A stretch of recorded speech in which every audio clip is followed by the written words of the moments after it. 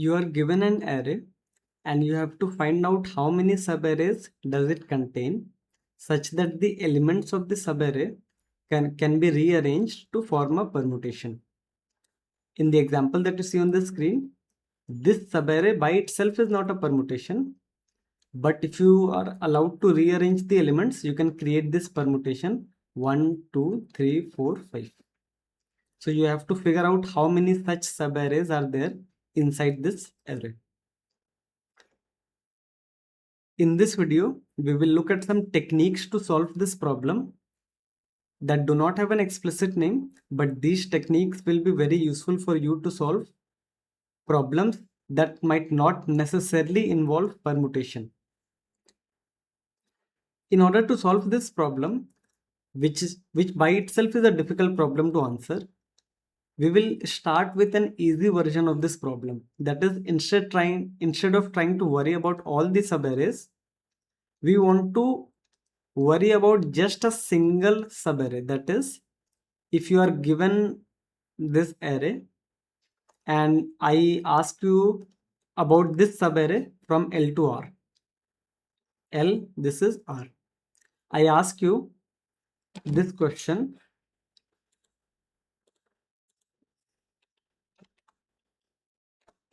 is this subarray A of L to R a permutation? So how do you answer this question? Instead of trying to find all the subarrays, can you at least tell me for a single subarray, can you tell me if it is a permutation or not? But of course, you cannot do it in O of n time. You have to do it in O of 1 time. So can you come up with a strategy to do this? So this problem by itself is actually hard.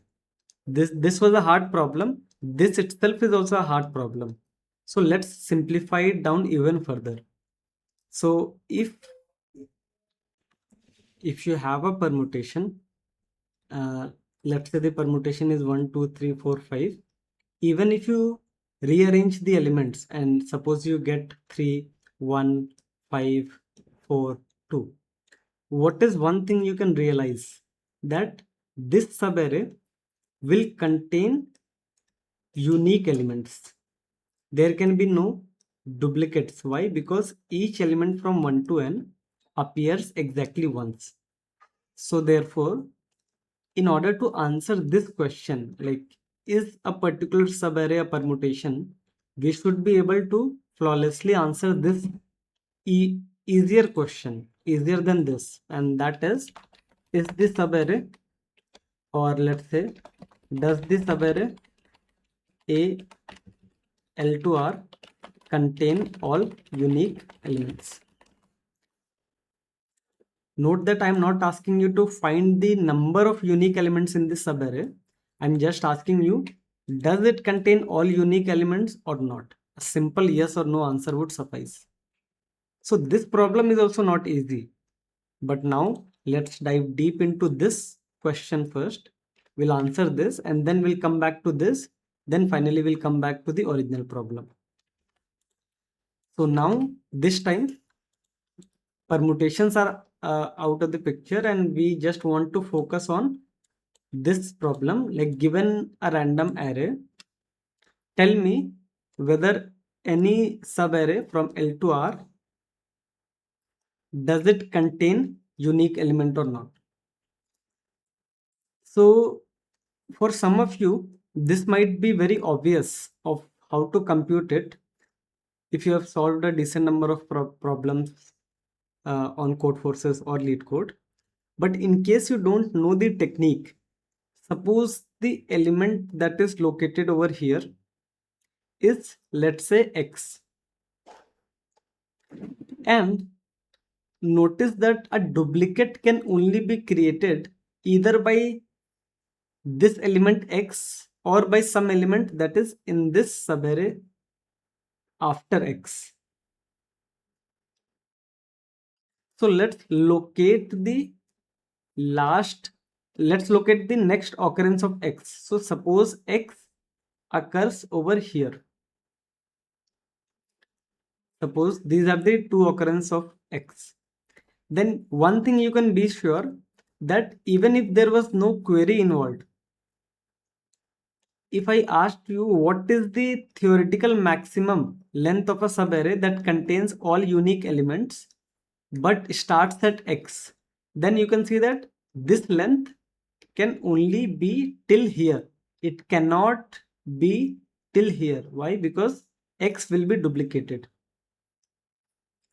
So if you define something like, forget all the queries, I want to define not a DP but something like a DP. You define, let's say max stretch. Okay, you define max stretch or max unique of L. You define it as the maximum R such that L to R is L to R contains all unique elements. So this is like a DP definition, you can say. Not exactly DP, but the idea is like a DP only. So for finding the maximum sum of a subarray, you define a similar DP. So if you have this DP definition and there is no query involved as of now, how can you use this? So if you want to, this is the L that you have fixed and you want to find out what is the maximum stretch that you can have, like how big of a subarray that you can create that starts from L but contains all unique elements. So the subarray can only end when it encounters X or when it encounters the duplicate elements of this subarray. So now let's look at this quantity. Let's look at the quantity called max unique of L plus 1.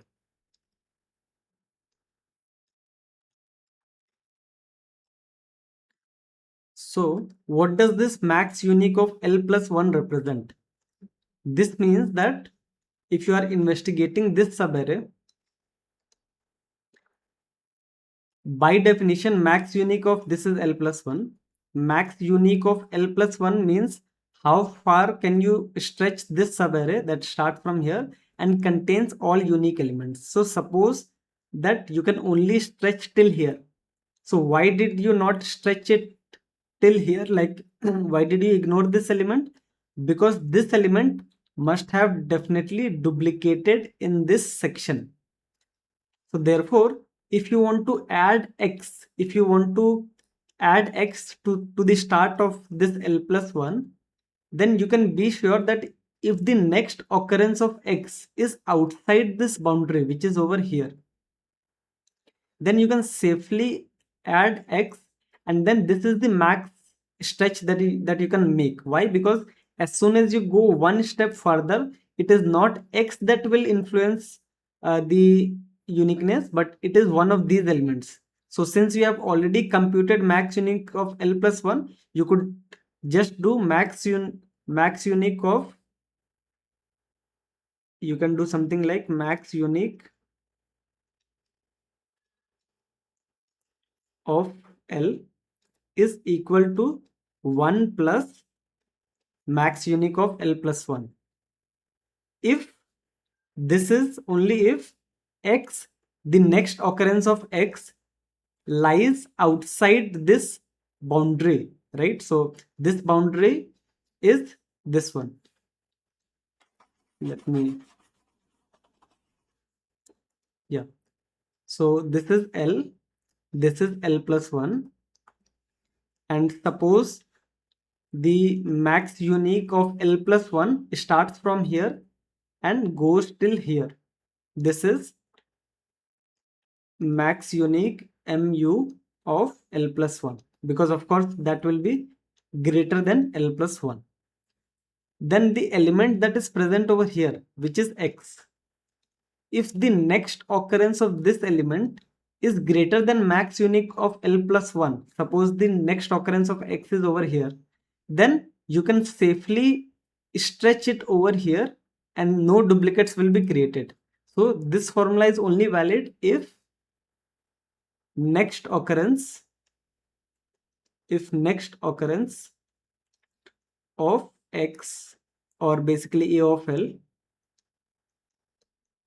L means X, the number that is present over here.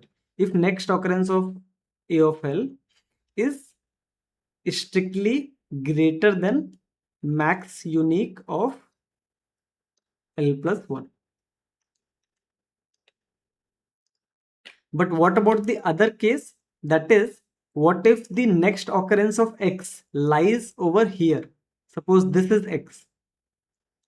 Then when X was not available, because X was not in the picture, you were only computing the maximum stretch of the subarray that starts from L plus 1, then it was able to stretch for this entire duration, for this entire subarray.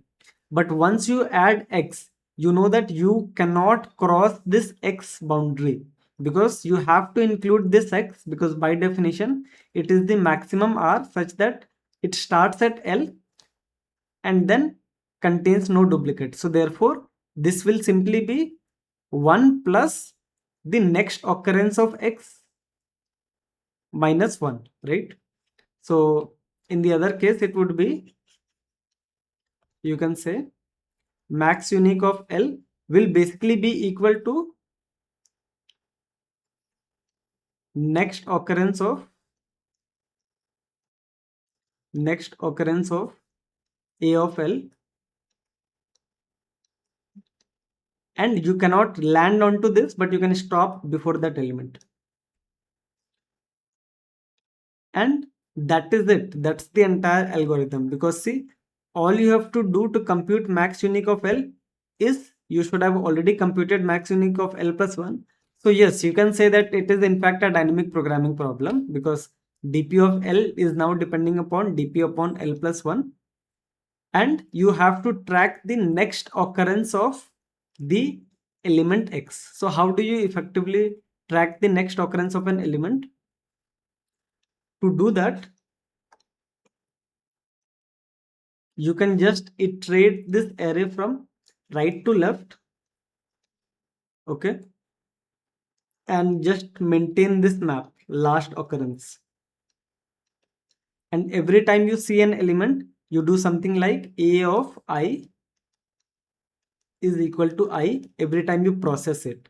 So by the time you reach this index L, whatever this map contains, the last occurrence of A of L, that is already the next occurrence of this element X from the perspective of this. So using that, you can just apply, you know how to get this value, because this can be just retrieved from this map, and you know how to get this value. And by the time you reach L, you will already have computed this value. So therefore, in O of n time, you can compute for any index what is the longest stretch that you can have. So now it will look like this. For this index, the longest stretch that you can have is this. Then for this index, the longest stretch that you can have is this. Note that for this index, the longest stretch, this cannot be larger. This cannot be greater than this.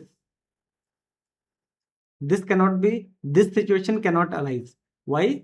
Because if you added this X over here and you are able to freely extend this range till here, this means that from here to here there is no duplicate.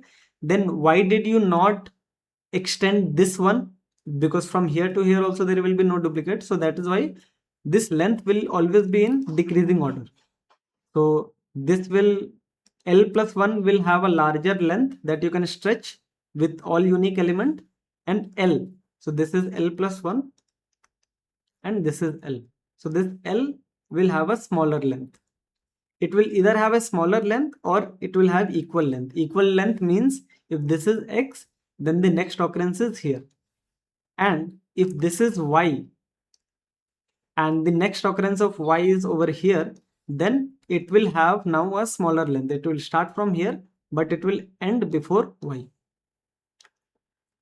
So now how do you answer the query? Like the query was, given a subarray L to R, does it contain all unique elements? So now you can see that the answer to the query is simple. If the query starts at L,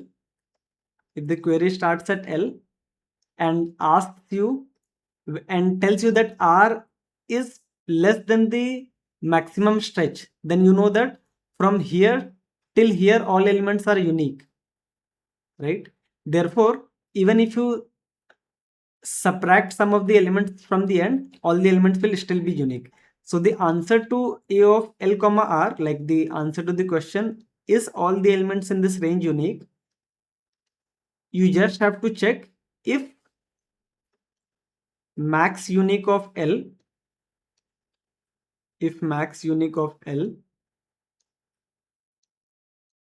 is it greater than or equal to R? If it is greater than or equal to R, it means that the subarray that you are looking at, it can be embedded inside the longest unique subarray that you can create that starts from here. So all you have to do is, if this condition holds, you print yes, else you print no. So you see, the code is so simple, just 3 to 4 lines of code. But the idea might not be that simple. It is indeed simple once you know the trick, once you have seen the idea. But if you haven't seen it before, this itself sounds like a very complicated problem to answer. Like, does it contain all unique elements? So I hope from this video at least you got to learn some new techniques of how to figure out if a subarray contains all unique elements. So this is just one part of the video. Now we want to go to the next part, which is we want to answer this question. Is the given subarray a permutation? How do you answer this part? Now, going forward, I will assume that you can quickly answer whether it contains all unique elements or not. So we are looking at this subarray that starts from L and ends at R. So first of all, you can quickly answer whether it contains unique or not. If it does not contain all unique elements, then you can simply return false, right? If all the elements are not unique, they cannot be rearranged to form a permutation. So if all the elements are unique, how do you figure out if all the elements from 1 to n are present? Because unique elements can also be 2, 5, 9, 7, right?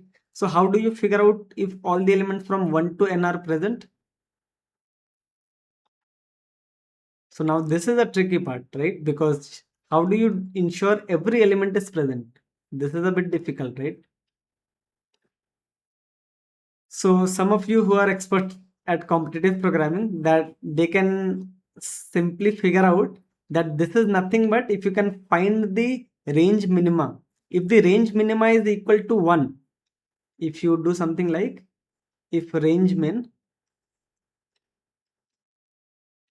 if this range minima is equal to 1 and if range maxima is equal to r minus l plus 1, right? Basically the length of the subarray. If these two conditions satisfy, then you can be sure that this is indeed a permutation rearrangement. Why? Because if the minimum element is 1 and the maximum element is whatever the length is, like let's say length, then since you want to add unique element and you cannot go above length, then you have to add 2, you have to add 3, you have to add 4, you have to add 5 up till L, right? So now you have already solved the problem. That is, you now have to maintain a segment tree that can query range minima as well as the range maxima. And if range minima is equal to 1 and range maxima is equal to length, then the answer is yes, otherwise the answer is no. So, okay, this is a cool idea. But do we have any alternate idea? And this is where you might want to pause the video and try to come up with an alternate strategy to solve this problem. And I'll give you a hint that it doesn't actually need segment tree at all. Even though you can solve it via segment tree is not really needed to answer it. So the idea lies in a math trick.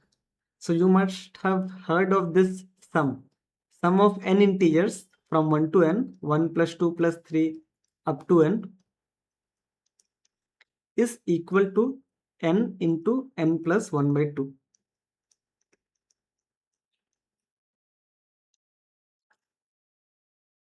Now, can I claim that if if sum of distinct can I claim that if sum of n integers is equal to n plus n into n plus 1 by 2, can I claim that they are equal to 1 up till n?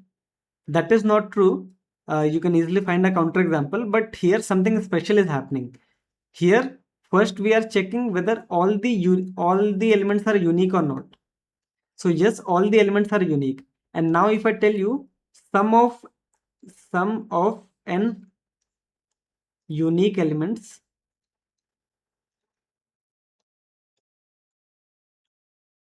sum of n unique elements is equal to this. So can you say for sure that it has to be these elements permuted? Can you prove this? So this might not sound obvious, but this is actually true. If the sum is equal to n into n plus 1 by 2 and all the elements are unique, keep in mind that this unique keyword is doing the heavy lifting.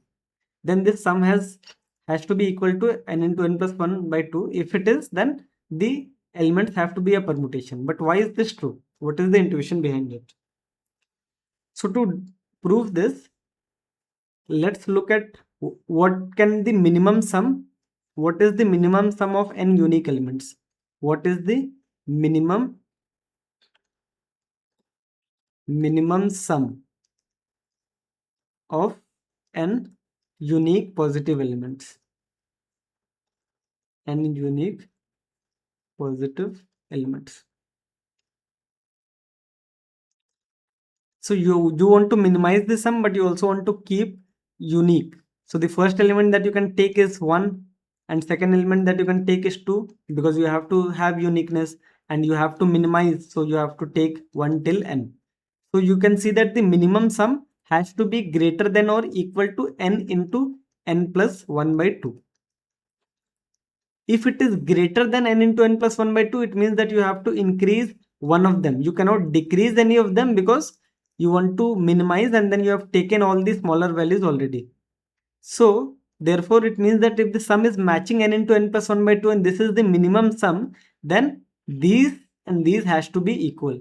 Therefore, in order to find out whether a subarray from L to R is a permutation rearrangement or not, you have to do two things. Just check uniqueness, like all the elements are unique or not. If they are, just check their sum via prefix sums and check if their sum is equal to n into n plus 1 by 2. If it is, then the answer is yes. So this is a very cool trick. And no segment tree, no fancy data structures needed. Just 3 lines of code here to figure out the uniqueness of the subarray and couple of lines of code here using prefix sum to figure out the sum of the subarray. And we have solved this problem. So right now we have solved both the easy version. We know how to answer this. We know how to answer this. But how to answer this? Like how many subarrays are there? Because we cannot try to iterate over all these subarrays and then answer it, because the time complexity will be O of n square. So to answer this, we'll now look at the third technique, which also might not be obvious, but once you see it, you'll realize why it is correct. So if you have any permutation and if you rearrange it, one has to appear in that permutation. So suppose 1 is located over here in the array, and there can be multiple places where 1 is located. Now, at first you might think that it is impossible to solve it in better than O of n square. Why? Because you might think that, okay, if 1 is the element of the permutation, then if I ask you to find out all the permutation that contains this one, you will say that okay, the permutation can start from any left end and it can end at any right end, right? So there are total O of n into n possibilities, so it is not possible to infer that in O of n square, right? You might think that, but you can realize that we started with 1, okay, which is the minimum element of the permutation, and it gave us some structure saying that okay, 1 has to exist in the permutation. But what about the maximum element? Can the maximum element help us somehow? So if the permutation is of length L, then the maximum element will be equal to L, 1 2 3 4 up to L. So if the maximum element is L, then the length of the permutation is also L. Now, if you rearrange these elements, so two things can happen. Either L is on the right hand side of 1 or L is on the left hand side of 1 in the rearrangement. So there can only be two classes of rearrangement. Either the maximum is on the right hand side or the maximum is on the left hand side. So first, let's count all the permutations. Let's count all the subarrays that are rearrangements of the permutation such that they look like this. The maximum element of the permutation is on the right hand side of the permutation, is on the right hand side of L of 1. Then if you locate the position of this one, then you can consider this element as the maximum element. So whatever the element is available over here, suppose this element is X, what can the starting position of the permutation be? At first you might think that it can be anything on the left hand side, but if you think again, if X is the element and if you are considering this as the maximum element, then the left endpoint of the permutation is already fixed because the permutation has to be of length exactly equal to X. So the starting point of this rearrangement has to be, you have to go back X step backwards, and this is the starting point. Then you consider this starting point and you use your query like, is this subarray that you just found, is it a rearrangement of a permutation or not? If it is, then you add 1 to your answer, otherwise you go on to the next element. This is y.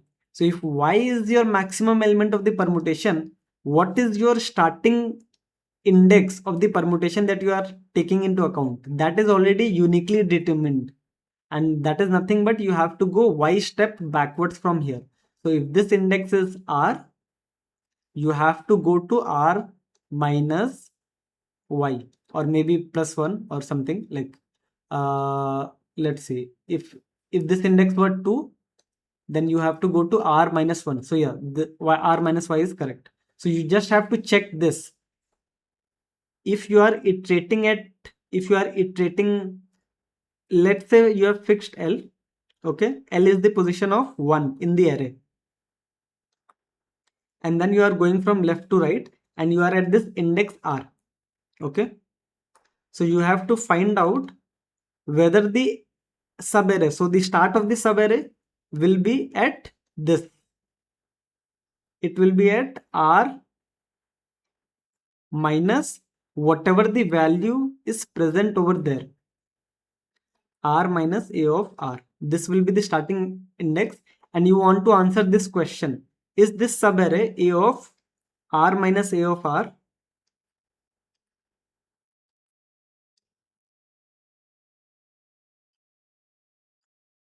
R minus a of r comma r,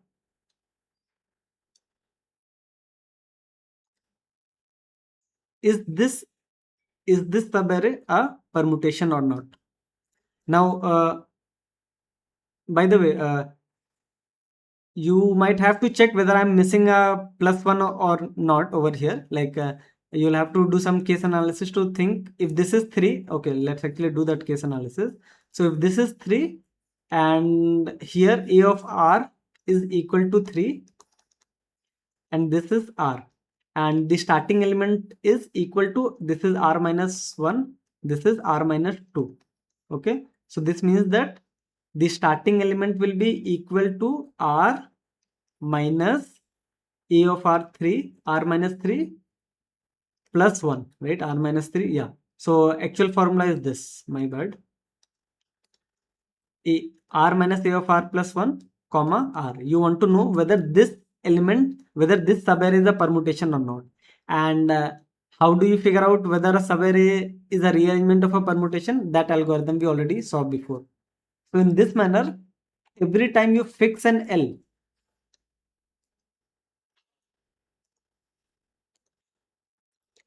every time you fix an L that contains 1, you only have to go right, right?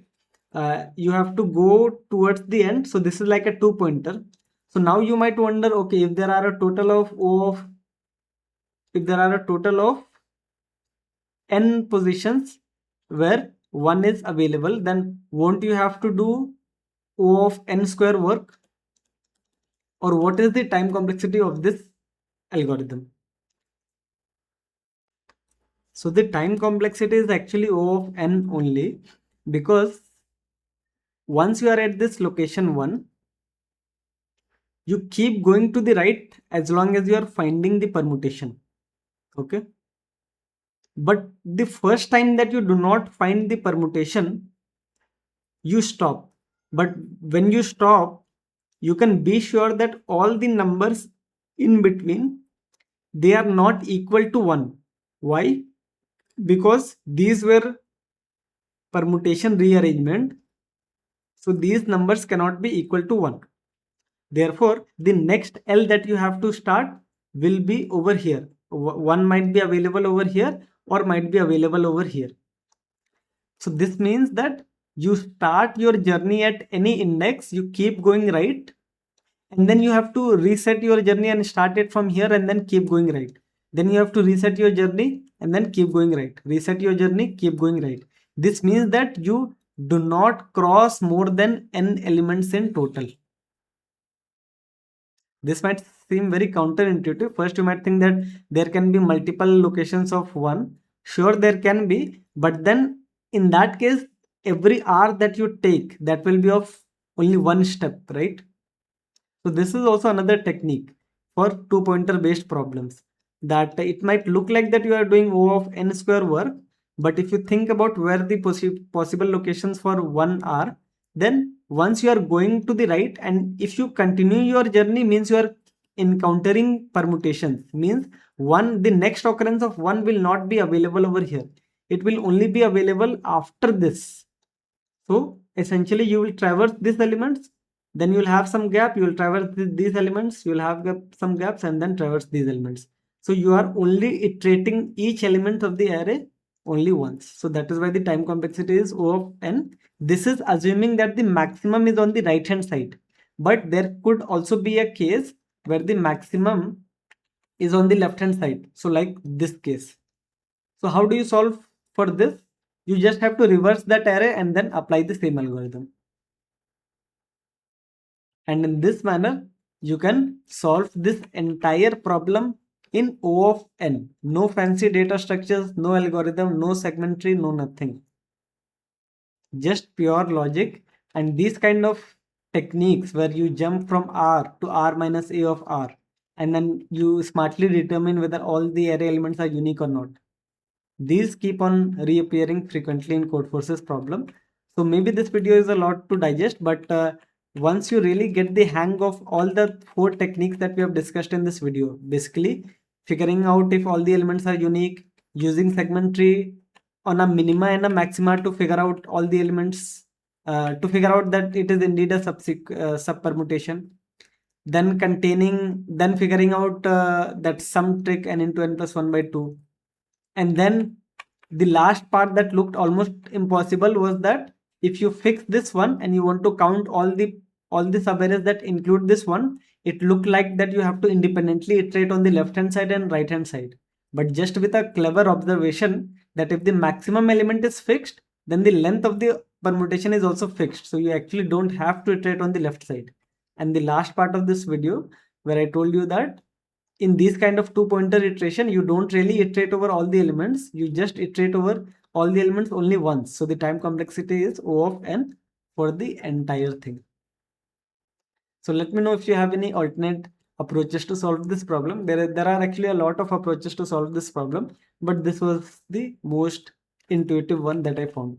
So if you have any other approach, do let me know in the comment section. Thank you.